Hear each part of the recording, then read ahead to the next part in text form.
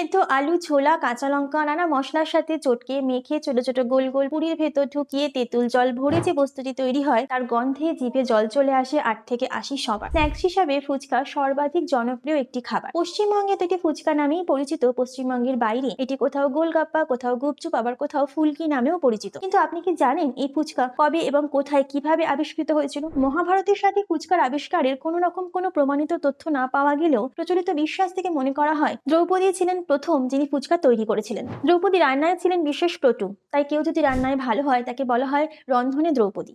জ্যোতিগৃহ দমনের পর পাণ্ডবরা 5 ভাই এবং মাতা কুন্তিকে নিয়ে যখন বনে বনে ঘুরছেন সেই সময় দ্রুপদ রাজের কন্যা দ্রৌপদীর সঙ্গে বিয়ে হয় পাণ্ডবদের। প্রথমবার শ্বশুরবাড়িতে আসার পর দ্রৌপদীকে নতুন কিছু রান্না করতে বলেন মাতা কুন্তি, কিন্তু বনবাসী পাণ্ডবদের কুটিরে তখন রান্নার বিশেষ কিছু উপকরণ ছিল না। দ্রৌপদী তার সংসারকে কতটা সুষ্ঠুভাবে চালনা করতে পারেন সেটা দেখার জন্যই মাতা কুন্তি তাকে ওই সামান্য উপকরণেই নতুন কিছু পদ রান্না করতে বলেন। সেই সময় সামান্য কিছু সবজি এবং ময়দা দিয়ে দ্রৌপদী রান্না করেন ফুচকা, যে খাবার 5 ভাই সহ মাতা কুন্তির ভীষণ পছন্দ হয়েছিল। তাই মাতা কুন্তি খুশি হয়ে দ্রৌপদীকে বর দেন যে এই খাবার যেন অমরত্ব লাভ করে। সত্যি তারপর হাজার হাজার বছর কেটে গেলেও ফুচকার গৌরব আজও রয়েছে অম্লান।